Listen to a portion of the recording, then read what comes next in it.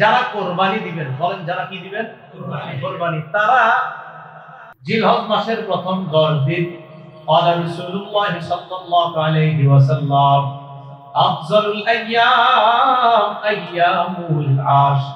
নবীজি সাল্লাল্লাহু আলাইহি সাল্লাম বলেন আফজালু আইয়ামিদ দুনিয়া, দুনিয়ার মধ্যে সবচেয়ে শ্রেষ্ঠ দিন হলো আইয়ামুল আশর। নবীজি সাল্লাল্লাহু আলাইহি সাল্লাম বলেন সবচেয়ে সম্মানিত দিন জিলহজ মাসের প্রথম 10 দিন। জিলহজ মাসের প্রথম 10 দিন, তাহলে জিলহজ মাসের প্রথম 10 রাতেরও ফজিলত, আবার 10 দিনেরও ফজিলত। এইজন্য এই 10 দিনে জিকির করা, নির্দিষ্ট এই 10 দিনে জিকির করার কথা আল্লাহ পাক রব্বুল আলামিন সূরা হজের 28 নম্বর আয়াতে আল্লাহ বলেন ওয়ায়াজকুরুল্লাহা ফি আইয়ামিন মা'লুমাত ويذكر اسم الله في أيام معلومات على ما رزقهم من بهيمة الأنعام। তারা যেন আল্লাহর নাম স্মরণ করে এই মাসের প্রথম যে দশক, ওয়ায়াযকুরু ইসমাল্লাহ, তারা যেন আল্লাহর নাম নিতে পারে ফি আইয়ামিন মা'লুমাত, নির্দিষ্ট দিনে। এই নির্দিষ্ট দিন মানে জিলহজ মাসের প্রথম 10 দিন। এজন্য এই প্রথম 10 দিন জিকির করা। তাহলে যেই 10 দিনে আল্লাহ জিকিরের কথা আলাদা কোরআনে বললেন, এই 10 দিনের মর্যাদা কম না বেশি? বেশি। আল্লাহ আমাদেরকে আমলের মাধ্যমে কাটানোর তৌফিক দান করুন, আমিন। তো এইজন্য রাসূলুল্লাহ সাল্লাল্লাহু আলাইহি সাল্লামের হাদিস দ্বারা বুঝলাম যে জিলহজ মাসের 10 দিন এটা আল্লাহর কাছে খুব প্রিয়। জিলহজ মাসের প্রথম যে 10 দিন, এই 10 দিনে আমরা কি আমল করব? আবু দাউদের বর্ণনা 2430 নম্বর হাদিস। এই হাদিসের মধ্যে আসছে, এটা বুখারীতে আসছে, বুখারী শরীফের 969 নম্বর হাদিস, তিরমিজি শরীফের 757 নম্বর হাদিস, আবু দাউদের 2438 নম্বর হাদিস। এই হাদিসের মধ্যে আসছে قال رسول الله صلى الله عليه وسلم ما من ايام العمل الصالح فيها احب الى الله من هذه الايام يعني العشر يعني ايام العشر। নবীজি সাল্লাল্লাহু আলাইহি সাল্লাম বলেন আল্লাহর কাছে এই 10 দিনের চাইতে এমন ফজিলতপূর্ণ দিন আর নাই। কোন 10 দিন? জিলহজ মাসের প্রথম 10 দিনের ইবাদত, এই 10 দিনের ফজিলত এটা আল্লাহর কাছে এত বেশি যে এমন ফজিলত আর কোন দিনের ব্যাপারে নেই। কোন 10 দিন? প্রথম 10 দিন। সাহাবায়ে কেরাম প্রশ্ন করলেন, বলেন জিহাদু ইয়া রাসূলুল্লাহ, হুজুর জিহাদ না? বলেন হুজুর জিহাদ কি ফজিলতপূর্ণ না এটার চেয়ে? فقال رسول الله صلى الله عليه وسلم لا ولا الجهاد في سبيل الله، না জিহাদ এটার চাইতে ফজিলতপূর্ণ না। তবে ইল্লা রাজুলুন খারাজা ফি সাবিলিল্লাহ বিনাফসিহি ওয়া মালিহি ফালাম ইয়ারজি মিন যালিকা বিশাই, তবে কোন ব্যক্তি জান মাল নিয়ে বের হইছে, কোটি কোটি টাকা নিয়ে বের হইছে জিহাদে, আর কিচ্ছু নিয়ে সে ফিরে আসতে পারে নাই, জান মাল নিয়ে বের হইছে, সব সেখানে খরচ হয়ে গেছে। নবী বলেন হ্যাঁ জিহাদ এটার চাইতে বেশি ফজিলতপূর্ণ না, তবে জিহাদের ময়দানে ওই মুজাহিদ, যেই মুজাহিদ ধন সম্পদ নিয়ে গেছে কিন্তু কিছু নিয়ে ফিরে আসতে পারে নাই, ওই মুজাহিদের জিহাদ আবার এই 10 দিনের ইবাদতের চেয়ে আরো ফজিলত। জিহাদ এটার চেয়ে ফজিলতপূর্ণ না, নবী বলেন, তবে ওই মুজাহিদের জিহাদ যে জান মাল নিয়ে বের হইছে, কিছু নিয়ে ফিরে আসতে পারে নাই, তার জিহাদ আবার এটার চেয়ে আরো ফজিলতপূর্ণ। তাহলে কি বুঝলাম? জিলহজ মাসের প্রথম 10 দিন আমল করা, নেক আমল করা, এটা অনেক ফজিলতপূর্ণ। জিলহজ মাসের প্রথম 10 দিন বলেন আমার সাথে লা ইলাহা ইল্লাল্লাহ, পড়েন তো আল্লাহু আকবার আলহামদুলিল্লাহ। মুসনাদ আহমদের বর্ণনা 5446 নম্বর হাদিস। قال رسول الله صلى الله عليه وسلم اكثروا فيهن من التهليل والتكبير والتحميد। নবীজি বলেন জিলহজ মাসের এই 10 দিন তোমরা বেশি বেশি লা ইলাহা ইল্লাল্লাহ পাঠ করবা, আল্লাহু আকবার বলবা, আর আলহামদুলিল্লাহ এগুলা বেশি বেশি করবা। তাহলে জিলহজ মাসের প্রথম 10 দিন আমরা হাঁটতেছি, বসতেছি, লা ইলাহা ইল্লাল্লাহ পড়া, আল্লাহু আকবার পড়া, আলহামদুলিল্লাহ পড়া। আল্লাহ আমল করার তৌফিক দান করুন, আমিন। জিলহজ মাসের প্রথম 9 দিন রোজা রাখার চেষ্টা করা, বলেন প্রথম 9 দিন রোজা রাখার চেষ্টা করা। জিলহজ মাসের প্রথম 9 দিন রোজা রাখার চেষ্টা করা। নাসাই শরীফের বর্ণনা 2417 নম্বর হাদিস, আম্মা জান আয়েশা সিদ্দিকা রাদিয়াল্লাহু তাআলা আনহা বর্ণনা। عن عائشة الصديقة رضي الله تعالى عنها قالت قال رسول الله صلى الله عليه وسلم كان رسول الله صلى الله عليه وسلم يصوم 9 من ذي الحجة। আম্মা জান আয়েশা বলেন রাসূলুল্লাহ সাল্লাল্লাহু আলাইহি সাল্লাম কানা ইয়াসুমু 9 মিন যিল হিজ্জা, জিলহজ মাসের প্রথম 9 দিন টানা আল্লাহ রাসূল রোজা রাখতেন। সুবহানাল্লাহ। ওয়া সালাসাতা আইয়ামিন মিন কুল্লি শাহরিন, আর প্রত্যেক মাসে 3টা রোজা রাখতেন। প্রত্যেক মাসে কয়টা রোজা রাখতেন? 3টা। 13, 14, 15। আর কি করতেন? ওয়া ইসনাইনি ওয়াল খামিস, প্রতি সোমবার আর বৃহস্পতিবার রোজা রাখতেন। তাহলে জিলহজ মাসের প্রথম 9 দিন রোজা রাখতেন, প্রতি মাসে 3টা রোজা রাখতেন, সোমবার আর বৃহস্পতিবার রাসূল সাল্লাল্লাহু আলাইহি সাল্লাম রোজা রাখতেন। যাই আমাদের উদ্দেশ্য এখন জিলহজ মাস, তাহলে জিলহজের প্রথম 9 দিন রোজা রাখার চেষ্টা করা। যদি পারেন, এটা খুব গুরুত্বপূর্ণ ফজিলতপূর্ণ আমল। যদি না হয়তো নবী টানা 9টা রোজা রাখতেন না।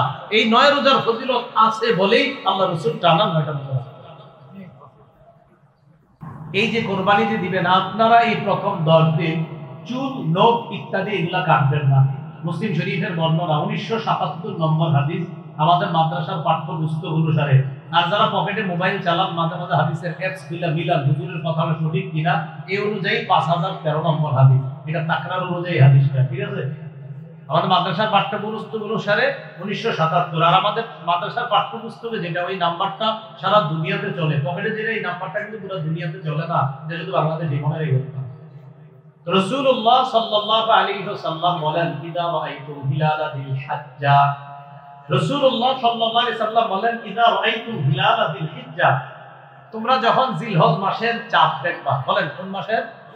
তোমরা যখন জিলহজ মাসের চাঁদ দেখবা, তাহলে প্রথম কথা জিলহজের চাঁদ দেখলাম, দেখার পর কি, ওয়া আরাদা আহাদুকুম আইয়ুদহিয়া, আর তোমাদের কেউ যদি কুরবানি করার ইচ্ছা করো, তাহলে প্রথম হলো চাঁদ দেখলেন। চাঁদ দেখার আগে থেকে তো আপনারা জানেন আপনি এবার কোরবানি দিবেন কিনা। তো চাঁদ দেখার সাথে সাথে এরকম যদি হয় যে আপনাদেরকে কোরবানি দিবেন, ফালইউমসিকান শারিহি ওয়া আসফারিহি, ওই ব্যক্তি যেন চুল কাটা, নখ কাটা থেকে বিরত থাকে। চুল কাটা আর নখ কাটা থেকে কি থাকে? বিরত থাকে।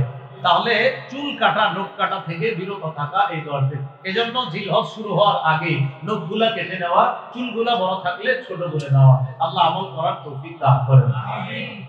জিলহজ মাসের 9 তারিখ, 9 জিলহজ মানে আরাফার দিন যেটাকে বলা হয়। বলেন কয় জিলহজ? 9 জিলহজ। এই 9 জিলহজের একটা রোজা রাখা। এটা কথার কথা, প্রথম কথা, আমরা যদি 8টা না পারলাম, 1 2 3 4 এরকম 8টা না পারলাম, সেক্ষেত্রে কি করবেন? সেক্ষেত্রে 9 জিলহজ যদি রোজা, শুধু 9 জিলহজের রোজাটা রাখেন।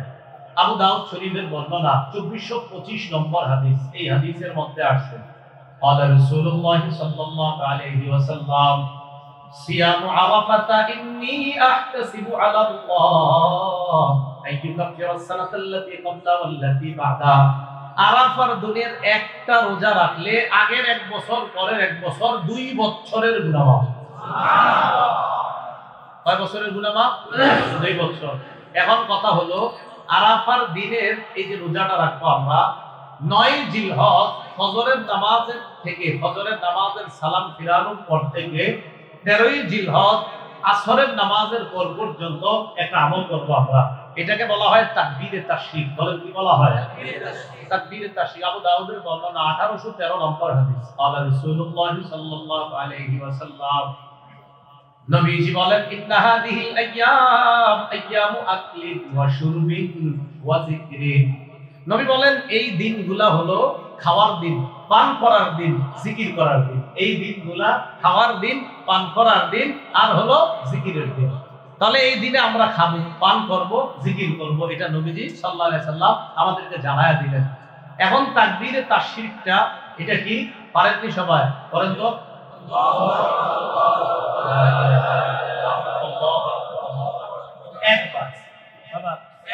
একবার পুরুষরা একবার মোটামুটি আওয়াজে মসজিদে, নারীরা একদম হালকা আওয়াজে একবার। মনে থাকবি নি? তাহলে একবার, অনেকে 3-4 বার করে এরকম। একবার বলবেন, একবার উঁচু আওয়াজে, একবার বাস। নারীরা হালকা আওয়াজে, পুরুষরা উঁচু আওয়াজে। আল্লাহ আমল করার তৌফিক দান করেন। এখন কথা হলো আরাফার দিন নাকি 9 জিলহজ। একটা আমাদের মাঝে প্রতি বছর একটা সমস্যা তৈরি হয়, আরাফার দিনে রোজা রাখবো না 9 জিলহজ। যাদের এই প্রশ্ন উঠবে আপনারা এক কাম করবেন, পরে প্রশ্নগুলো যাই 9 জিলহজ না আরাফার দিন। যাদের এই প্রশ্ন উঠবে যে হুজুর 9 জিলহজ না আরাফার দিন, আপনি এক কাম করলে আর এই প্রশ্ন উঠবে না। আপনি জিলহজের 1 তারিখ থেকে সব দিন রোজা রাখেন, তাহলে আর এই প্রশ্ন জানবে না। কেন? আপনি আরাফার দিনেরটাও রেখে লাইছেন, 9 জিলহজও রেখে লাইছেন। কথা বুঝছেন? আপনি 1 তারিখ থেকে ডেইলি রাখবেন, তাহলে আর প্রশ্ন আসবে না হুজুর আরাফার দিন না 9 জিলহজ, আরাফার দিন না 9 জিলহজ। এখন কথা হলো আরাফার দিন দ্বারা উদ্দেশ্য, সারা পৃথিবীর ওলামায়ে কেরামদের বেশিরভাগ অধিকাংশ ওলামায়ে কেরামদের ইজমা ঐক্যমত হলো আরাফার দিন দ্বারা উদ্দেশ্য 9 জিলহজ। বলেন কতই জিলহজ? ইবনুল মুনজির, ইবনে তাইমিয়াহ রাহমাতুল্লাহি আলাইহি, ইবনে উসাইমিন, আব্দুল্লাহ বিন বাজ রাহমাতুল্লাহি আলাইহি, সৌদি আরবের বড় বড় মুফতি যারা, সবাই এই ব্যাপারে একমত। ইয়াউম আরাফা দ্বারা উদ্দেশ্য হলো 9 জিলহজ। ইয়াউম আরাফা দ্বারা উদ্দেশ্য কতই জিলহজ? 9 জিলহজ উদ্দেশ্য। এটা কিভাবে? খুব মন দিয়ে শুনেন। 3 জন সাহাবী, আব্দুল্লাহ ইবনে আব্বাস, আব্দুল্লাহ ইবনে মাসউদ, আলী রাদিয়াল্লাহু তাআলা। কয়জন সাহাবীর নাম বললাম? 1 নাম্বার আব্দুল্লাহ ইবনে আব্বাস। কানা আব্দুল্লাহ ইবনে আব্বাস রাদিয়াল্লাহু তাআলা আনহুমা ইকাব্বিরু রুকাইবা কুল্লি সালাতিন দুবুরা কুল্লি সালাতিন ইয়াউমা আরাফা ইলা আখিরি আইয়ামিত তাশরীক। আমি অনুবাদ করার পর আপনাদেরকে জিজ্ঞাসা করব, আপনারা জবাব দিবেন। দেখেন, আব্দুল্লাহ ইবনে আব্বাস রাদিয়াল্লাহু তাআলা আনহু আরাফার দিন ফজরের সময় তাকবীর বলা শুরু করতেন। বলেন কোন দিন? সবাই বলেন কোন দিন?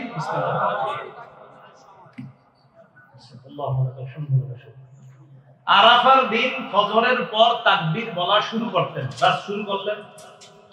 শুরু করার পর 13ই জিলহজ অর্থাৎ তাকবীরে তাশরিকের যে শেষ দিনটা 13ই জিলহজ আসরের সময় গিয়ে তিনি তাকবীর শেষ করতেন। এখন আমি আপনাদের কাছে প্রশ্ন, আব্দুল্লাহ ইবনে আব্বাস আরাফার দিন শুরু করতেন আর তাশরিকের শেষ দিনে গিয়ে শেষ করতেন। শেষ দিন কয় তারিখ পরে? 13 তারিখ। তাহলে 13 তারিখ যদি শেষ দিন হয়, তো 13 তারিখের আগের থেকে হিসাব করেন আরাফার দিন কয় তারিখ হয়? 9 তারিখ। তো আব্দুল্লাহ ইবনে আব্বাস আরাফার দিন শুরু করতেন। তো আরাফার দিন দ্বারা এখানে কি হবে উদ্দেশ্য? 9 জিলহজ যদি না ধরি তবে তো শেষে হিসাব মিলবে না। আলী রাদিয়াল্লাহু তাআলা আরাফার দিন তাকবীরে তাশরিক শুরু করতেন, তাকবীরে তাশরিক গিয়ে শেষ করতেন 13ই জিলহজ। আমরা শেষটা ধরলেই শুরুটা পাওয়া সহজ। আব্দুল্লাহ ইবনে আব্বাস, আলী, আব্দুল্লাহ ইবনে মাসউদ তারা সবাই তাকবীর শেষ করতেন 13ই জিলহজ। 13ই জিলহজ যদি তারা তাকবীরে তাশরিক শেষ করেন তো শুরু করবে কয়? আর শুরু করতেন আরাফার দিন। তো শেষ যদি হয় 13ই জিলহজ, তাহলে আরাফার দিনটা কয় তারিখ হবে? 9 জিলহজ। তাহলে 9 জিলহজ আরাফার দিন দ্বারা উদ্দেশ্য। এটা আসলে ঝগড়ার বিষয় না, এটা বুঝার বিষয়। এই জন্য 9 জিলহজ আরাফার দিন দ্বারা উদ্দেশ্য। এখন আপনি যদি বলেন না আরাফার দিন সৌদির সাথে আমরা রোজাটা রাখবো, তো ঠিক আছে 9 তারিখ সৌদির সাথে কোরবানি করেন। আরাফা যেদিন হবে সৌদি আপনার দেশে জিলহজের কয় তারিখ? 8। আর আরাফার দিন আমাদের দেশে জিলহজের কয় তারিখ? আমাদের দেশে কয় তারিখ? আমাদের দেশে জিলহজের 8 তারিখ না? তাদের আরাফার দিনে আমাদের দেশে কয় তারিখ হবে? 8। তো ওই দেশের যদি আরাফার দিন আর আমাদের দেশের আরাফার যদি বলেন রোজা রাখেন, তো ঠিক আছে আপনি ওই দেশের আরাফার দিনে রোজা রাখলেন 8 তারিখ। এখন ওই দেশে তো 10 তারিখে কোরবানি করতেছে, আর আমাদের দেশে ওদের কোরবানির দিন আমাদের দেশে 9 তারিখ। তো আপনি কোরবানি করেন 9 তারিখে। হ্যাঁ, যদি আরাফার দিনে রোজা রাখেন ওদের সাথে মিলে, তো ঠিক আছে ওদের সাথে মিলে পরের দিন কোরবানি করেন। এই দেখেন এখানেই তো ধরা খেয়ে যাবে। এই জন্য আরাফার দিন দ্বারা উদ্দেশ্য কয় তারিখ? 9 জিলহজ। বলেন কয় তারিখ উদ্দেশ্য? 9 জিলহজ। এটা ঝগড়ার বিষয় না। হ্যাঁ, কারো যদি মনে হয় হুজুর আমার তো মন মানে না, তো ঠিক আছে আপনি জিলহজ মাসের সব দিন রাখেন, কোনো সমস্যা নাই। তাহলে আপনার মন মাইলা দেব। আপনার যদি মনে খটকা থাকে তাহলে আরাফার দিনেরটাও হবে, 9 জিলহজেরটাও হবে।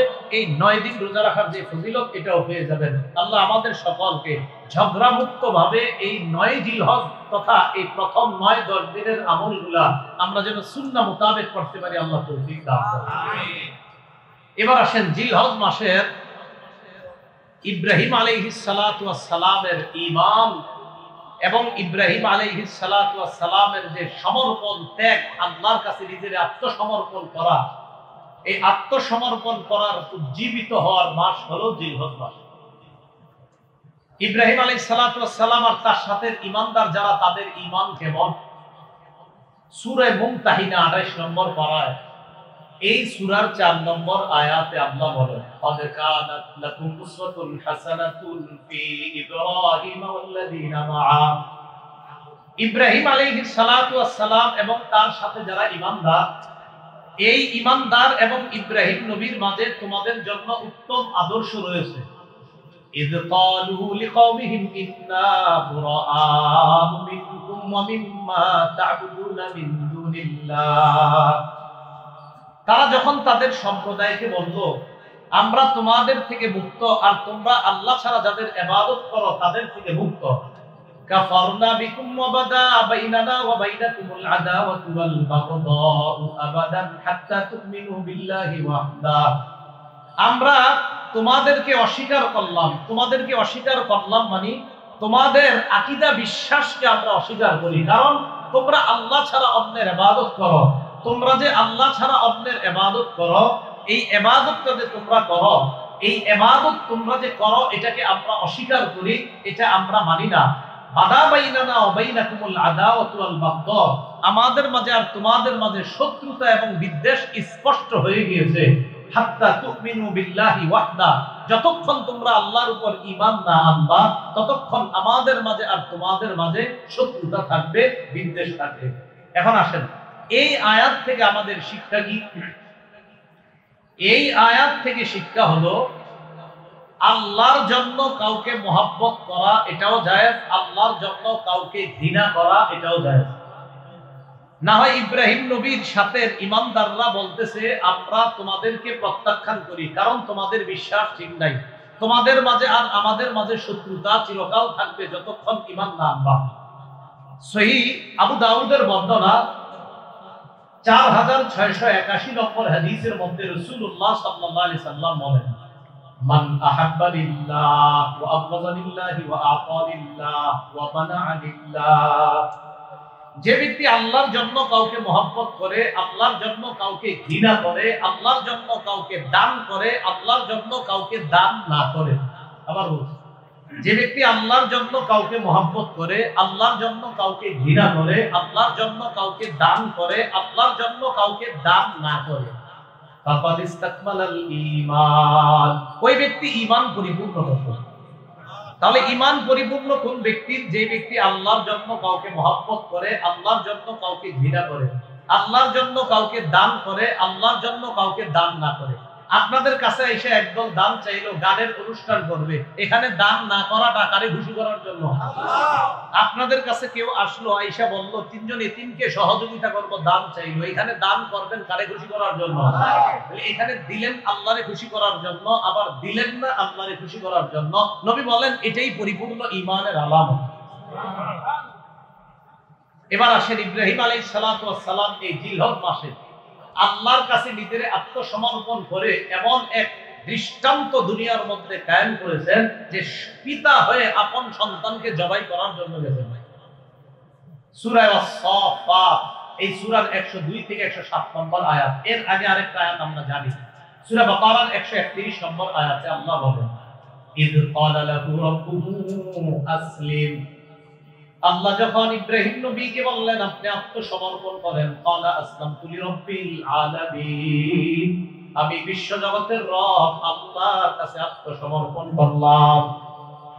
ইব্রাহিম নবী আল্লাহর কাছে আত্মসমর্পণ করলেন। ইব্রাহিম নবী বললেন, আমি রবের কাছে আত্মসমর্পণ করলাম। এখন দেখেন, ইব্রাহিম নবী আত্মসমর্পণ করার একটা দৃষ্টান্ত। কি দৃষ্টান্ত?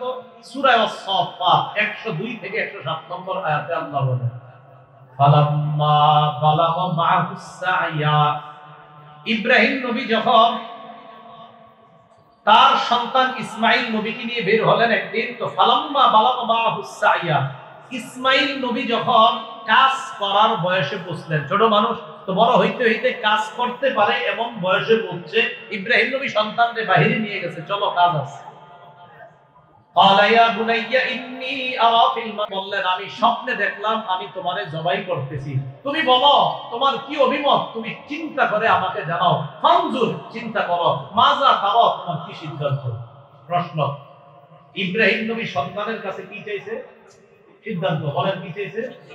এখন ইসমাইল নবী যদি বলতেন আব্বা আমারে জবাই করেন না, কি করেন না, জবাই করেন না, আপনাকে বললাম ভাই আপনি যাবেন না যাবেন না, কয়টা অপশন আছে? আপনি যাইতে পারেন নাও যাইতে পারেন। সন্তানকে বলতেছে আমি স্বপ্নে দেখলাম তোমারে জবাই করি, তোমার কি সিদ্ধান্ত বলো। এখন সন্তানের দুইটা অপশন, আব্বা জবাই করেন, আব্বা জবাই করেন। ঠিক তো? এখন প্রশ্ন হলো ইব্রাহিম নবী প্রশ্ন সন্তানকে কেন বললেন? হুকুম কার? আল্লাহ। আল্লাহর হুকুম পালন করতে গিয়ে প্রশ্ন কিসের? আবার হুকুম পালন করেন। আপনারা বুঝছেন না? আপনারা আল্লাহর হুকুম পালন করতে গিয়ে সন্তানকে প্রশ্ন করার কি দরকার? প্রশ্ন ছাড়াই তো জবাই করতে পারতেন, কারণ হুকুমটা কার? আল্লাহ। এখন মুফাসসিরিনে কেরাম সুন্দর কথা লেখেন যে ইব্রাহিম নবীর সন্তান ইসমাইলকে প্রশ্ন করার উদ্দেশ্য এই না যে সন্তান যদি না বলে জবাই করবে না, আর হ্যাঁ বললে জবাই করবে, এটা না। হ্যাঁ বললেও জবাই করবে, না বললেও জবাই করবে, কারণ হুকুম তো আল্লাহর।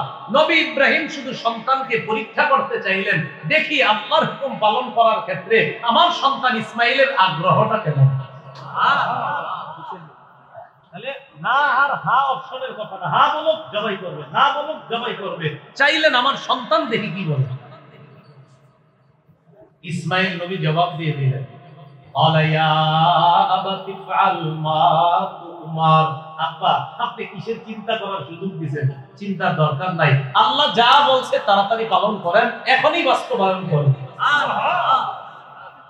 সাতাজিদুনি ইনশাআল্লাহু মিনাস সাবিরিন, আব্বা আপনি আমারে ধৈর্যশীলদের অন্তর্ভুক্ত পাবেন। আল্লাহ চাহেন তো আমি দৌড়ায়া পালিয়ে যাব না, আপনি আমাকে ধৈর্যশীল পাবেন। আব্বা আপনি আল্লাহর হুকুম পালন করেন। এখন আল্লাহ কি বলছে দেখেন, ফালাম্মা আসলামা, তারা দুইজন যখন আত্মসমর্পণ করলেন। একটু বুঝে এই জায়গায় কোরআন সূরা বাকারার 131 নম্বর আয়াতে আল্লাহ বললেন, ইদ ক্বালা লাহু রাব্বুহু আসলিম, ইব্রাহিম নবীর রব যখন তাকে বললেন ও ইব্রাহিম আলাইহিস সালাম আপনি আমার কাছে আত্মসমর্পণ করেন, নবী ইব্রাহিম বললেন আমি আত্মসমর্পণ করলাম।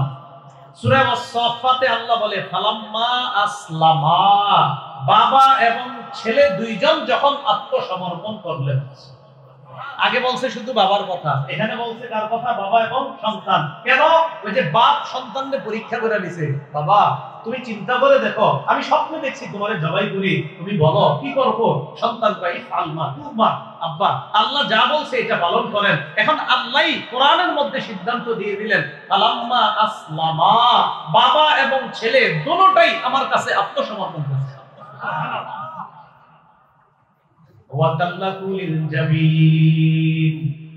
এবার ছুরি চালাইছে সন্তানের গলায়। একটু চিন্তা করেন তো, আপন বাপ আপন ছেলে, এরকম না যে সব, ছেলের গলায় ছুরি চালাইছে। আল্লাহ ডাক দিলেন, ওয়ানাদাইনাহু আইয়া ইব্রাহিম ক্বাদ সাদ্দাকতা রুবিয়া, আমি ইব্রাহিমকে ডাক দিলাম, ডাক দিয়ে বললাম আপনি সত্য, আপনি যে স্বপ্ন দেখেছেন এই স্বপ্ন আপনি সত্যে পরিণত করলেন। আপনি স্বপ্নে দেখছেন সন্তান জবাই করেন, এই যে স্বপ্নটা এটা আপনি সত্যায়ন করেছেন। এখন একটু বুঝেন এই জায়গায় স্বপ্ন দেখাইছে কে? আল্লাহ। এখন স্বপ্ন দেখার পরে নবীদের স্বপ্ন ওহী, ইব্রাহিম নবী ছুরি চালাইতেছে কার হুকুমে? আল্লাহ। ইব্রাহিম নবীরে আল্লাহ বলতেছে আপনি যে স্বপ্ন দেখছেন এই স্বপ্নটা সত্যে বাস্তবায়ন করছেন। দেখেন বান্দা একজন নবী তার স্বপ্নকে বাস্তবায়ন করেছেন, এই ঘোষণা এই সিদ্ধান্ত আল্লাহ জানায় দিয়েছেন। আপনি স্বপ্ন যেটা দেখছেন এটা বাস্তবায়ন করে দিতে।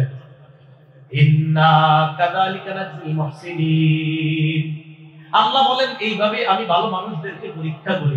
মনে রাখবেন আল্লাহ কুরবানি চান, কুরবানি নেন না। কি বললাম? কুরবানি চান, কুরবানি নেন না। আল্লাহ কুরবানি চায়, বান্দা তুমি এটা করো করো করো। আপনি চেষ্টা করতে করতে করতে করতে শেষ স্টেজে পৌঁছে গেছেন, আল্লাহ সাহায্য শুরু হয়ে যাবে। এবার আল্লাহ বলে একটু কুরবানি দাও দাও, করো করো করো, এই আপনি করতেছেন বাস সাহায্য শুরু হয়ে যাবে। এজন্য আল্লাহ কিছু কুরবানি চান। এরপরে আল্লাহ দেখবেন ফাইনাল স্টেজে এসে আপনার উপর এমন পরিমাণ সাহায্য শুরু করেন, এটাকে বলা হয় আল্লাহ নুসরত। এজন্য আল্লাহ বান্দার থেকে কুরবানি চান, কিন্তু পরিপূর্ণ কুরবানি আল্লাহ বান্দার থেকে নেন না। শুধু দেখে আমার বান্দা চেষ্টা করে কিনা, আমার বান্দা আমার হুকুম পালনে সচেষ্ট হয় কিনা, এটা আল্লাহ দেখেন। পরিপূর্ণতাটা আল্লাহ দান করেন। এরপরে আল্লাহ বলেন ইন্না হাযা লাহুল বালাউল মুবিন, এটা স্পষ্ট পরীক্ষা। ওয়া ফাদাইনাহু বিযিবহিন আযীম, আমি ইসমাঈলের পরিবর্তে বড় একটা প্রাণী দিয়ে কুরবানির ব্যবস্থা করে দিলাম। তখন থেকে মানুষ না, প্রাণী দিয়ে কুরবানির প্রচলন আল্লাহ রাব্বুল আলামিন ইব্রাহিম নবীর সুন্নাত হিসাবে কিয়ামত পর্যন্ত মুসলমানদের জন্য এই সুন্নাতটা আল্লাহ চালু করেছেন।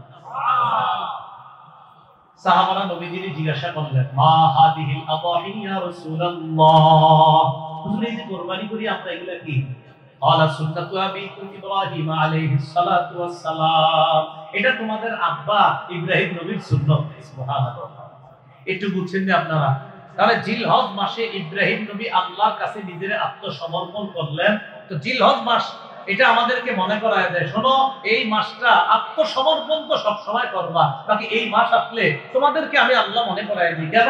এই মাসে একটা পরীক্ষা নিছি ইব্রাহিম নবীর কাছে।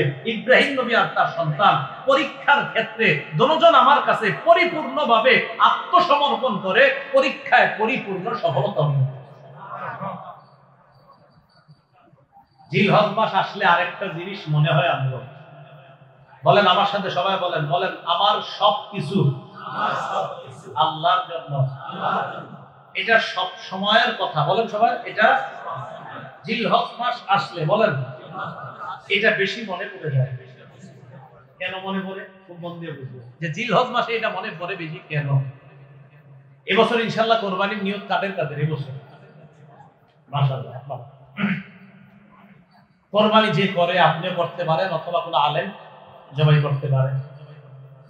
সূরা আনআমের 162-163 নম্বর আয়াতটা নবীজি দোয়া হিসাবে আমাদেরকে শিখিয়ে দিয়েছেন যে যিনি কুরবানি করবে তিনি দোয়া করবেন, ইন্না সালাতি ওয়া নুসুকি ওয়া মাহইয়ায়া ওয়া মামাতি লিল্লাহি রাব্বিল আলামিন লা শারীকা লাহু ওয়া বিযালিকা উমিরতু ওয়া আনা মিনাল মুসলিমিন। কোরআনে আছে আউয়ালুল মুসলিমিন, হাদিসে দোয়াটা আনা মিনাল মুসলিমিন। আচ্ছা, আল্লাহ পাক রব্বুল আলামিন পবিত্র কোরআনে যেটা বললেন সেটা হলো, কুল নবী আপনি বলেন ইন্না সালাতি, আমার নামাজ, বলেন আমার নামাজ, ওয়া নুসুকি আমার কুরবানি, বলেন আমার কুরবানি, তাহলে আমার নামাজ আমার কুরবানি, ওয়া মাহইয়ায়া আমার জীবন, ওয়া মামাতি আমার মরণ, লিল্লাহি রাব্বিল আলামিন বিশ্ব জগতের রব আল্লাহর জন্য। মহব্বতের সাথে সবাই বলেন তো, আমার নামাজ কার জন্য? আল্লাহর জন্য। আমার হজ কুরবানি ইবাদত সব কার জন্য? আল্লাহর জন্য। আমার জীবন কার? আল্লাহ। আমার মৃত্যু কার? আল্লাহ। তাহলে সব আল্লাহর। এই কথাটা জিলহজে বেশি মনে পড়ে কেন? কারণ 10 তারিখে পৃথিবীর কোটি কোটি মুসলমানরা এই দোয়াটা পড়ে পশু জবাই করবে। তাই জিলহজ মাসে আমার সব যে আল্লাহ, এটা হলো জিলহজ মাসে বেশি মনে পড়ায় দেয়। আল্লাহ মনে থাকবেনি কথাটা? জিলহজ মাসে আরেকটা বিষয় আল্লাহ মনে করে আমাদেরকে কি, যে বান্দা টাকা পয়সা খরচ করে আমার ঘরে আসে, যাওয়ার পর কয় কিছু বিধান আছে কি, আরাফায় গিয়ে অবস্থান করতে হবে। অবস্থান মানে কি? অবস্থান বাস অবস্থান। ভাই অবস্থান করলে হবে মানে অনেকে লজিক যুক্তি দেখাবে, কোনো যুক্তি নাই। আমার রবের কাজ করতে গিয়ে আরাফায় যেতে হবে, মুজদালিফায় যেতে হবে, বিনায় যেতে হবে, তাওয়াফ করতে হবে, বাস এটা রবের কাজ, এটা রবের হুকুম। টাকা পয়সা খরচ করে মুসলমান যায়, যায়া বুঝায় আমার মাথায় ধরুক আর না ধরুক, আমার রব বলছে তাই সামর্থ্য দিছে আমি এখানে আসছি। ওই যে অনেকে মাঝে মাঝে দেখবেন এগুলো নিয়ে বলে এত টাকা পয়সা খরচ করে কি দরকার, বললো না। মুসলমানরা আমরা, আমাদেরকে যদি আল্লাহ তৌফিক দেয় আমরা সবাই হজ করব ইনশাআল্লাহ। আমরা কোনো প্রশ্ন তুলবো না যে এটা কেন ওটা কেন, না আমার রব বলছে তাই যাবো। প্লেন দিয়া তুমি কাবার সামনে দাঁড়ায় রইলা, আরাফায় গিয়ে অবস্থান করলা, মুজদালিফায় একটু রাত কাটাইলা, মিনায় গেলা, এটা পশু জবাই করলা, লাখ লাখ টাকা খরচ করে হজ হয়ে গেল তোমার। আমরা বলবো হ্যাঁ আমার রব বলছে, লাখ লাখ টাকা খরচ এটা আমাদের বিষয় না। আমরা রবের কথায় রবের হুকুম পালন করতে পারছি, এটা আমাদের মুসলমানদের গর্বের বিষয়। কথা বুঝে আসে নাই সবার? তাহলে আমরা হজ করি টাকার ক্ষেত্রে না আল্লাহর জন্য হজ করি? হ্যাঁ, টাকা যদি সামর্থ্য দেয় যাব, সামর্থ্য না দিলে তো হজ ফরজ না। এজন্য সূরা আলে ইমরানের 97 নম্বর আয়াতে আল্লাহ বলেন ওয়ালিল্লাহি আলান নাসি হিজ্জুল বাইতি মান ইসতাতা ইলাইহি সাবিলা। যারা ওই ঘরে যাওয়ার সামর্থ্য রাখে আল্লাহর জন্য, তাদের জন্য আল্লাহ হজ ফরজ করেছেন। এখন আসেন ওই ব্যক্তি হাজী সাহেব সেখানে গিয়ে কি বলে? লাব্বাইক আল্লাহ আমি হাজির, আল্লাহুম্মা লাব্বাইক, হে আল্লাহ আমি হাজির, লাব্বাইক আল্লাহ আমি হাজির, লা শারীকা লাকা লাব্বাইক আল্লাহ আপনার কোনো শরীক নাই, আমি হাজির, ইন্নাল হামদা সমস্ত প্রশংসা, ওয়ান নি'মাতা লাকা সব প্রশংসা আপনার, সব নিয়ামত আপনার, ওয়াল মুলকা আল্লাহ সমস্ত রাজত্ব আপনার। আমি আপনার ঘরের সামনে আইসা এটা আপনারে আমি সাক্ষী দিয়ে বলছি আল্লাহ আমি হাজির, আল্লাহ আমি হাজির, আপনার কোনো শরীক নাই আল্লাহ, আপনারই ক্ষমতা, নিয়ামত সব আপনার, প্রশংসা সব আপনার। আপনি আমি এখানে দাঁড়ায়া আমি হাজির হয়ে আপনার দরবারে সাক্ষী দিতেছি। এটা বান্দা ওখানে গিয়ে বলে যে মাবুদ আমার সব আপনার, আমার জীবনে যত কিছু অর্জন এটা মানুষ বাহবা দেয়, প্রশংসা দেয় না, মাবুদ সব প্রশংসা দেয় আপনার, কারণ আপনি রব আমারে তৌফিক না দিলে তো আমি এত কিছু করতে পারতাম না। ঠিক আছে না কথাটা? তো আল্লাহ পাক রব্বুল আলামিন জিলহজ মাস আসলে আমাদেরকে এই বিষয়টা মনে করায় দেয়। আর কি মনে করায়? আরেকটা বিষয়, যে কোরবানি যারা করবে ওই কোরবানি ওয়ালাদের গোশত খাওয়া কোনো উদ্দেশ্য হবে না, বরং তাদের টার্গেট আর উদ্দেশ্য হবে আমি পশু জবাই করলাম, আল্লাহ জানে আমার রব কবুল করে কিনা, আল্লাহ টাকা পয়সা তো কিছু দিয়েছেন আপনি, তাই পশু কিনলাম, মাবুদ জবাই করলাম, এখন আপনি চাইলে আমার কোরবানিটা কবুল হবে, এজন্য তো দোয়ার মধ্যে ফাতাকাব্বাল মিন্নি আল্লাহ আমার পক্ষ থেকে এই কোরবানি আপনি কবুল করেন, মাবুদ আমি তো আপনার জন্য জবাই করলাম, আপনি যদি কবুল করেন তাহলে এটা কবুল হবে। তাহলে বলেন তো কোরবানিতে আমাদের গোশত খাওয়া উদ্দেশ্য নাকি আল্লাহ কবুল যেন করে এটা উদ্দেশ্য? এখন কবুলের সম্পর্ক নিয়তের সাথে, বলেন সবাই কবুলের সম্পর্ক নিয়তের সাথে, সবাই বলেন কবুলের সম্পর্ক নিয়তের সাথে। গুরুত্বপূর্ণ চারটি মৌলিক কথা মনে রাখবেন কোরবানির ক্ষেত্রে। বলেন কয়টি? এক নম্বর নিয়ত শুদ্ধ করা, বলেন নিয়ত শুদ্ধ করা। দুই নম্বর হালাল টাকায় কোরবানি দেওয়া, হালাল টাকায় কোরবানি দেওয়া। তিন নম্বর শরীয়ত মোতাবেক কোরবানি দেওয়া, শরীয়ত মোতাবেক কোরবানি দেওয়া। হুজুর করতে জিজ্ঞাসা মাসালা জিজ্ঞাসা কইরা সুন্দরভাবে পশুটা কোরবানি দিবেন। হ্যাঁ, পশু কোরবানি দেওয়ার আগে 10 দিন 15 দিন 5 দিন এমন এমন ঘটনা ঘটায় মনে হয় হেরে ছাড়া আর কেউ কোরবানি দিব না। পশুর এই করে সেই করে অমুক করে তমুক করে, আরে ভাই এগুলো কোথায়? পশু কোরবানি করতে হবে এটা ইসলামী শরীয়ত মোতাবেক। আবার দেখবেন যিনি জবাই করে, হুজুর যদি জবাই করে একটু চাকুটা টাচ করার সাথে সাথে অনেক কসাই ভাইয়েরা থাকে মাশাআল্লাহ, ওনারাও খেদমত করে, ওনারা বলে হুজুর বাস বাস হইছে, বাস বাস হইছে বললে ছেড়ে দিবেন না, যেই রক কাটলে পশুর জান যায় ওটা পর্যন্ত ছুরিটা চালাবেন, ওটা নিশ্চিত যখন হবেন এরপর ছুরি ছাড়বেন। এইভাবে ডাইরেক্ট ছুরিটা এভাবে আপনি ভিতরে দিয়ে দিবেন না। অনেকে কি করে প্রথমে চালানোর পর আরেকজন যিনি পাশে থাকে এইভাবে মারে, এটা না, এটা করবেন না। বলেন 3 নাম্বার কি মোতাবেক?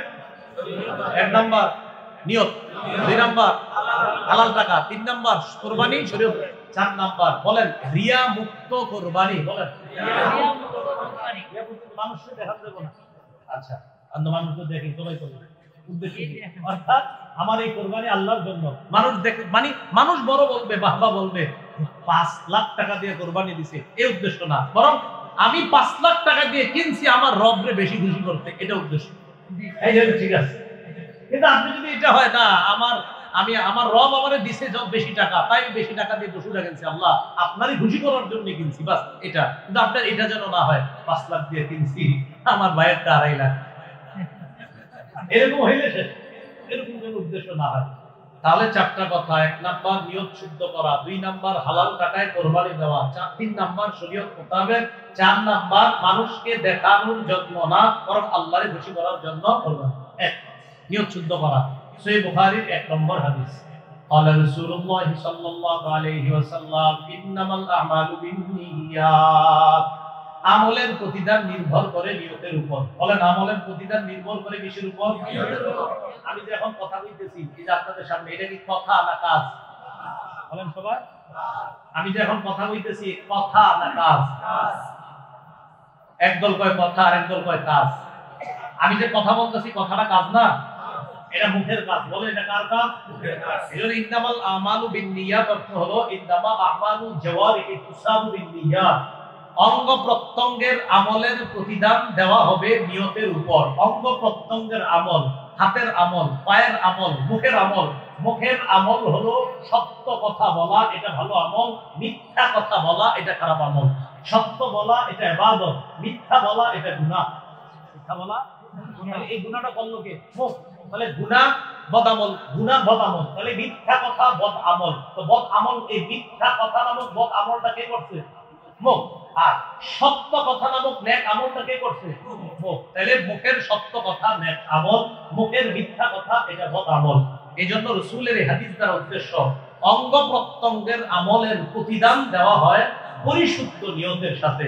এখন আমরা যে হাত দিয়ে গরু কোরবানি করব, পশু কোরবানি করব, এটা কার জন্য করা? আল্লাহর জন্য। এই হলো এক নম্বর, মনে রাখবেন। সহিহ বুখারীর 1 নম্বর হাদিস, আমলের প্রতিদান নির্ভর করে নিয়তের উপর। দুই জানি কোনটা? হালাল জায়গায় কোরবানি করা। সহিহ বুখারীর 52 নম্বর হাদিস, নুমান ইবনে বাশীর রাদিয়াল্লাহু তাআলা আনহু বর্ণনা তিনি বলেন, قال رسول الله صلى الله عليه وسلم الحلال بين والحرام بين। হালাল স্পষ্ট, হারাম স্পষ্ট। ওয়া বাইনাহুমা মুশাব্বাহাত ওয়া ফি নুসখাতিন মুশতাবিহাত। হালাল আর হারামের মাঝে কিছু অস্পষ্ট বিষয়, সন্দেহযুক্ত বিষয় আছে। ফামান ইত্তাকাল মুশাব্বাহাত ফাকাদ ইস্তাবরা লিদীনিহি ওয়া ইরদিহি। কোন ব্যক্তি যদি সন্দেহযুক্ত জিনিস থেকে বাঁচে, সে তার ধর্ম এবং তার ইজ্জতকে হেফাজত করবে। আমি উদাহরণ যেভাবে দেই, আমার দিকে তাকান। দুইটা ধান ক্ষেত, এই তাকান সবাই, এই দুইটা ধান ক্ষেত। এই দুইটা কি ক্ষেত? মাঝখানে আইল, বলেন মাঝখানে ধান ক্ষেত। এই ধান ক্ষেতের দুই পাশে দুইটা সুন্দর রাস্তা আছে। ধান ক্ষেতের দুই পাশে দুইটা সুন্দর রাস্তা, মাঝখানে আইল, চিকুন আইল। এই চিকুন আইলটা আবার দুই পাশের ধান এইভাবে যে কইরা রইছে, এটা ঢাইকে গেছে, হয়নি এরকম? এখন আপনি এই পাশ থেকে ওই পাশে যাবেন রাস্তা পাড়ি দিয়ে, আপনি এই দুই পাশের দুই ভালো রাস্তায় চাইলেই যাইতে পারেন। হয়তো এটা দিয়ে যান, না হয় ওটা দিয়ে যান। আপনি কি করছেন জানেন? এই দুই ভালো রাস্তা থুইয়া মাঝখানেটা দিয়ে রওনা করছেন। তাহলে মাঝখানেরটা কি বড় না ছোট? এখন যাইয়া ওই পাশে গেছে, যাওয়ার পর রাস্তায় উঠা দেখেন কি শরীরে আপনার পাঞ্জাবির মধ্যে 10-12টা, পাঞ্জাবির মধ্যে 10-12টা ধানের ছোট ছোট বিচি লেগে রয়েছে। 10-12টা ধান। এখন ধানগুলো আসছে কোথা থেকে? হ্যাঁ, দুই ক্ষেত থেকে। এখন মুফতি আনিসুর রহমান আশরাফি সাহেব শুনতেছে, হুজুর কি আমি তো আপনার ভক্ত, আপনার মসজিদে নামাজ পড়ি, কিছে হুজুর আমি দুই ধান ক্ষেতের মাঝখান দিয়ে আইছি, কারণ আমার জামার মধ্যে 5-7টা ধান লেগে গেছে আরেকজনের ক্ষেতে। এখন আমার প্রথম কথা হইল, হুজুর ফতোয়া দিয়ে দিল যে ভাই এটা আপনি মাঝখান দিয়ে গেছেন, 2-4টা ধান লেগে গেছে, আল্লাহ মাফ করে দিবে, সমস্যা নেই, এটা তো ইচ্ছা করে করেন না। কিন্তু আমার কথা হইল, আপনি হুজুরের ফোনটা দেওয়া দরকার হইল কেন? হ্যাঁ, আচ্ছা, হুজুরের ফোন দেওয়া দরকার হইল কেন? এটা কোন রাস্তা দিয়ে যাওয়া নেই কেন? আপনি সোজা রাস্তা দিয়ে কেন আপনি চিকুন সন্দেহযুক্ত জিনিস দিয়ে গেলেন? এজন্য তো ফোন দিলেন। মনে রাখবেন, সন্দেহযুক্ত জিনিস থেকে যারা যত বাঁচবে, তারা তত কথাও কম বলা লাগবে, মাসালা জিজ্ঞাসা করা লাগবে না, শরীয়তের উপর চলা তাদের জন্য সহজ হয়ে যাবে। মাসালা কাদের দরকার হয় জানেন? যারা খালি সন্দেহের মধ্যে। আপনারা এই জায়গায় আলেম ছাড়া যারা, সবাই জানেন কোনটা হালাল কোনটা হারাম, এটা সবাই জানে। কিন্তু কিছু সন্দেহযুক্ত জিনিস আছে, এগুলো কইরা পরে হুজুরে বললেন, হুজুর আমি তো এরকম করছি, এটা কি জায়েজ না না জায়েজ? আপনি এটা করতেন গেলেন না, কথাটা বুঝছেন নি? এখন আসেন এই কথা কেন বললাম, হালাল টাকায় কোরবানি হতে হবে, হারাম টাকায় যেন না হয়। হারাম সুদখোর, সুদি টাকা হারাম, এর তো আপনি জানা শুনে নিবেন না, আপনার কোরবানি হবে না। এখন আসেন, 3 জন শরীক, আপনারা 3 জন শরীক, 3 জনের একজনের ব্যাপারে উত্তরপাড়ার আব্দুর রহিমে কয় কি ও কারে নিছেন? কেন জেনারে নিছেন? হেতার টাকা পয়সা সম্পর্কে আপনার আইডিয়া আছে নি? আপনি চিন্তা করলেন কেন কি হইছে? হ্যাঁ, ইনকাম সম্পর্কে জানেননি। এটা বলার পরে আরো 5-6 জন কইছে হ্যাঁ তো ইনকামে ঝামেলা আছে। এখন বলেন তো, আপনি কিন্তু খালি জানছেন ঝামেলা, আসলে জানেন না হালাল যে হারাম এটা জানেন না, কিন্তু এই তো সন্দেহ প্রশ্নটা শুরু হইছে, এটা কি নিমু না নিমু না, নিমু না নিমু না। এখন আপনার জন্য উচিত বাস যার যা ব্যাপারে সন্দেহ হবে তারে বাদ দিয়ে দেন। যদি বাদ না দেন, এখন ধরে নেন তার টাকা হালাল, তো তো কোরবানি হয়ে গেল। ধরে নেন তারটা যদি হারাম হয়ে যায়, সন্দেহ থেকে বাঁচেন। তাই আমি বলি কোরবানি একা দেওয়াই ভালো। কোরবানি একা দেওয়া ভালো, একা দিলে হালাল হইলে আপনারটা, হারাম হইলে আপনার টাকা কি দেবে আপনি জানেন, এটা কি হালাল না হারাম? একা যদি দেন এটা হালাল না হারাম এটা কে জানে? আপনি জানেন। হালাল হইলে কবুল, হারাম হইলে কবুল না। হ্যাঁ, শরীকানা যদি ভাইয়েরা দেন, আপন 3 ভাই 4 ভাই 5 ভাই, আপনারা তো জানেন যে আমরা এই 3 ভাই কি কি কামাই করি, ইনকাম করি। হ্যাঁ মাশাআল্লাহ, 3 ভাই 5 ভাই যদি এরকম দেন, জানেন যে সবার ইনকাম হালাল, সেক্ষেত্রে শরীকানা একসাথে যদি দেন এটা সমস্যা না, এটা দেওয়া এটা বরং ভালো। আপনারা একই পরিবারের 5টা সন্তান, 5 জন 5 ঘরে থাকেন, এটা সমস্যা নাই। মূল কথা হলো যখন নিশ্চিত জানবেন আমরা 5 জন কোরবানি দিচ্ছি, আমরা 2 জন দিচ্ছি, আমরা 3 জন, আমাদের 3 জনের কোরবানির এই টাকাটা পিওর টাকা যেন হয়, হালাল টাকা যেন হয়। কথা বুঝে আসছি সবার? তাহলে হালাল অবশ্যই যেন হয়, হারাম যেন না হয়। আরেকটা জানি কি যেন না হয়? সন্দেহযুক্ত। হারাম যেন না হয়, আরেকটা সন্দেহযুক্ত যেন না হয়। সন্দেহযুক্ত হইলে দেখবেন যারা কোরবানি মনে করেন 5 জন, এর মধ্যে 4 জন ঠিক আছে, একজনের ব্যাপারে সন্দেহ, ওই 4 জন খালি আমার কোরবানি হইব না হইব না, হইব না হইব না, এক পেরেশান। আল্লাহ আমাদের সকলকে সন্দেহ থেকে বাঁচার তৌফিক দান করুন। আমিন।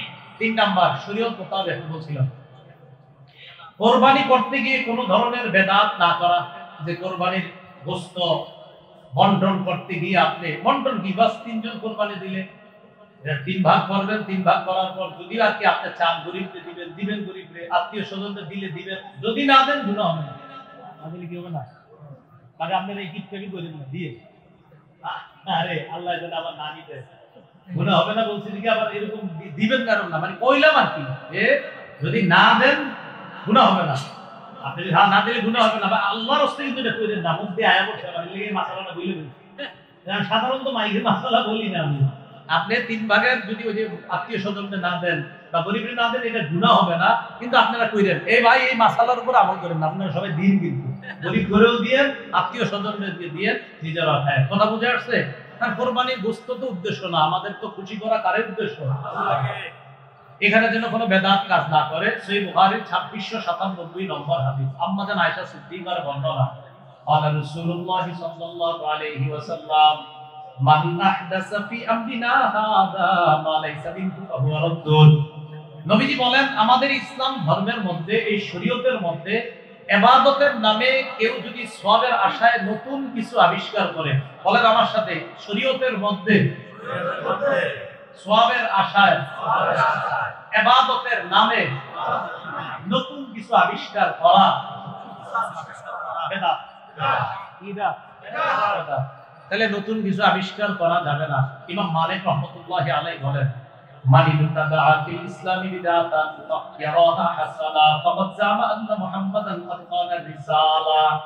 কোন ব্যক্তি যদি ইসলামের মধ্যে নতুন কোন বেদাত চালু করে আর এটারে যদি উত্তম মনে করে, সে কেমন যেন এই দাবি করলো যে মুহাম্মদ সাল্লাল্লাহু আলাইহি সাল্লাম নবুয়তের দায়িত্ব পালনে ত্রুটি করে গিয়েছে।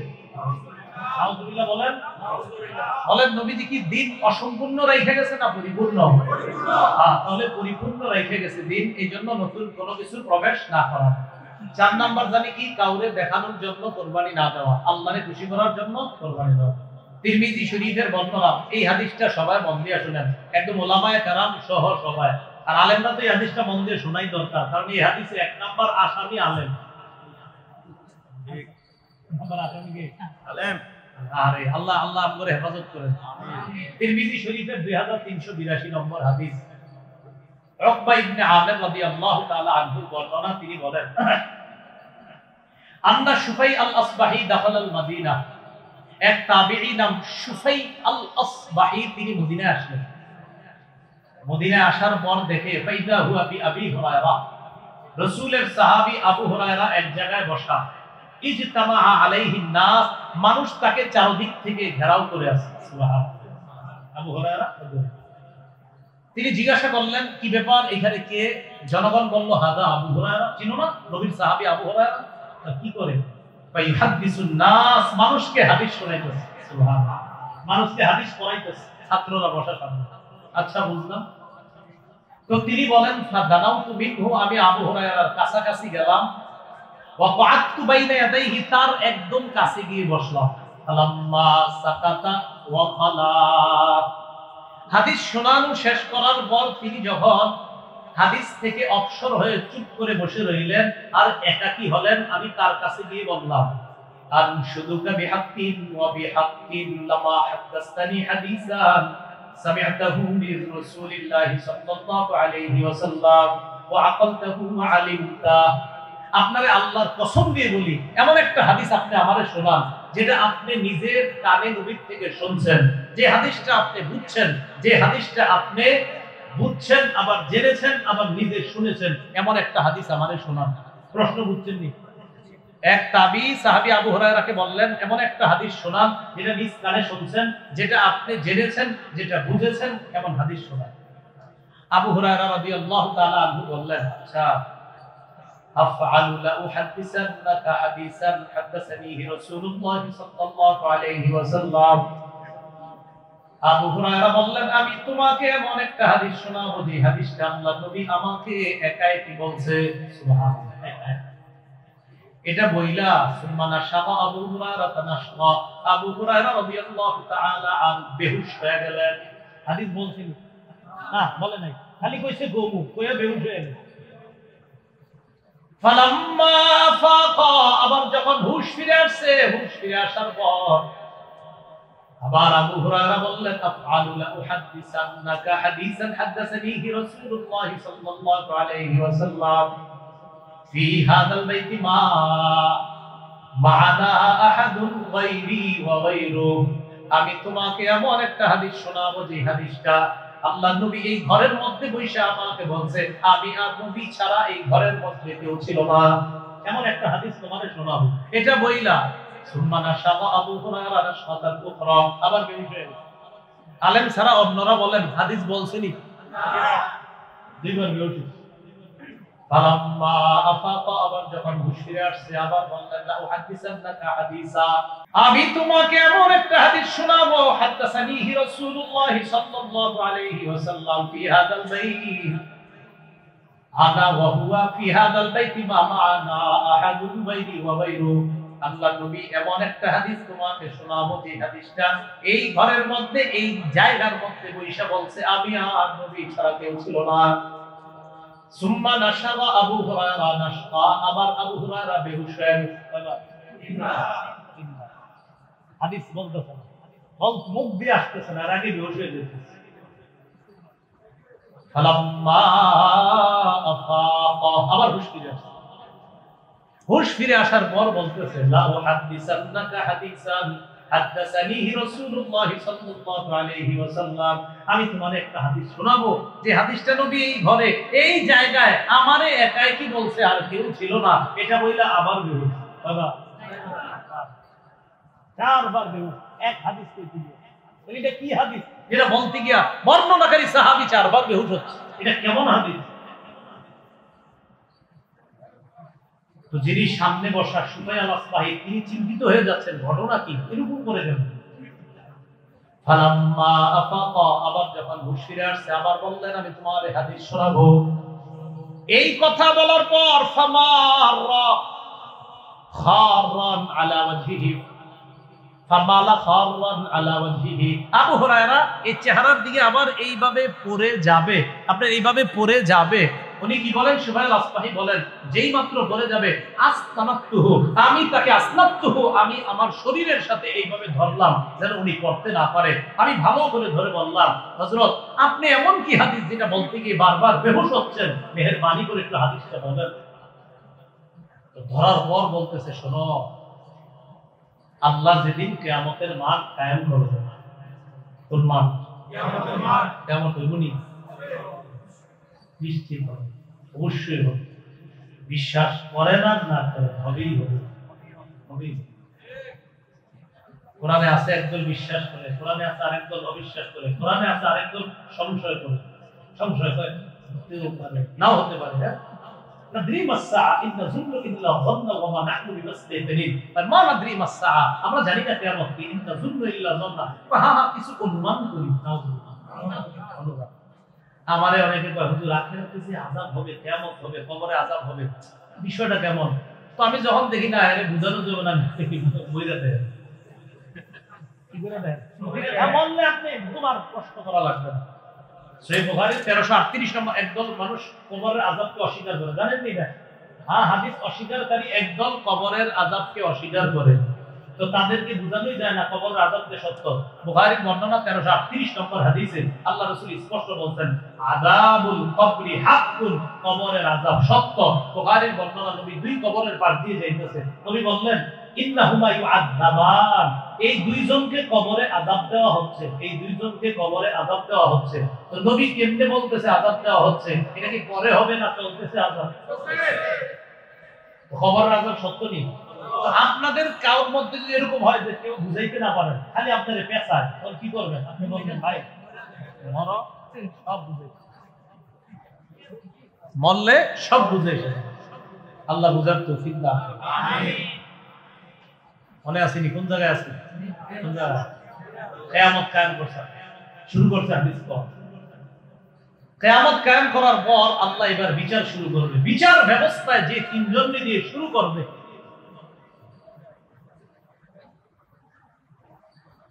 আউয়ালু মা ইয়াদউ বিহি রাজুলুন জামাআল কুরআন, সর্বপ্রথম আল্লাহ ডাকবে যাকে, তিনি হলেন আলেম।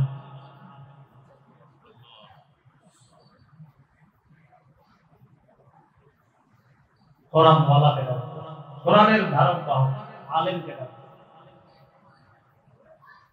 সুম্মা যুল মাল ওয়া সাহিবুল মাল, সম্পদ ওয়ালা। সুম্মা রাজুলুন কুতিলা ফি সাবিলিল্লাহ, এরপর মুজাহিদ। আলেমকে আল্লাহ বলবেন আলাম উআল্লিমকা মা আনজালতু আলা রাসূলি, আমি আমার নবীর উপর যা নাযিল করছি তা কি তোমারে শিখাই নাই?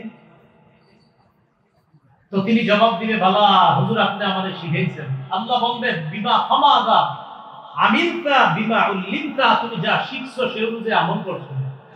ওই ব্যক্তি জবাব দিবে আকুমু বিহি আনা আল-লাইলি ওয়া আনা আন-নাহার, আল্লাহ সকাল সন্ধ্যা আমি আমল করছি, কোরআন প্রচার করছি, ওয়াজ করছি, বিভিন্ন জায়গায় জায়গায় গিয়ে বক্তৃতা করছি। আল্লাহ পাক জবাব দিয়ে বলবেন কাযাবতা, তুমি মিথ্যা বলছো। সাথে সাথে ফেরেশতারা বলবে তাকুলু লাহুল মালাইকাতু কাযাবতা, ফেরেশতারা বলবে তুই মিথ্যা বলছস। আল্লাহ বলবে তুমি মিথ্যা বলছো, ফেরেশতারা বলবে তুমি মিথ্যা বলছো। লিউকাল ইন্নাহু কারিউন, তোমার যেন দুনিয়ার মধ্যে বলা হয় ওমকে বড় আলেম, বড় কারি, এই জন্য তুমি ইলম অর্জন করছিলা, এই জন্য তুমি ইলম অর্জন করছিলা, তো এই জন্য তুমি ইলম অর্জন করছিলা, যেন তোমার বড় আলেম বলা হয়। আশরাফি হুজুর তো মহব্বত করে আমার নাম আল্লামা লাগাই দিয়েছে। আলেমরা আমরা মহব্বত করে, খুব মহব্বত করে, আমার উপর পুরো জুলুম, এটা জুলুম, আসলে জুলুম। সত্যি আমি যোগ্য না, আসলেই যোগ্য না, বাস্তবিক যোগ্য না। আলেমরা আল্লাহ বলবে তুমি মিথ্যা বলছো, ফেরেশতারা বলবে তুমি মিথ্যা বলছো। তোমার যেন মানুষ বড় আলেম বলে, শাইখুল হাদিস, মুফতি, মুহাদ্দিস বলে, তুমি এই কারণে ইলম শিখছিলা, চিন্তার বিষয়।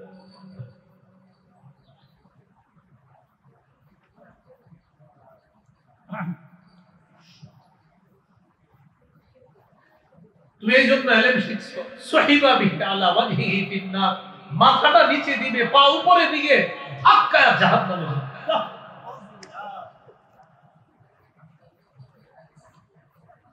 মুজাহিদকে, সম্পদ ওয়ালাকে সে কিভাবে ডাকে? তাদেরকেও বলবে তুমি দান করছো, মানুষ যেন তোমার দাতা করে। মুজাহিদকে বলবে তুমি জিহাদ করছো, মানুষ যেন তোমার বীর বাহাদুর করে। এগুলারে জাহান্নামে ফেলে দিবে। আবু হুরায়রা রাদিয়াল্লাহু, তিনি আলেম ছিলেন, তো তিনি বলেন উলাইকা সালাসাতুল লাতি তুসআরু বিহিম নার,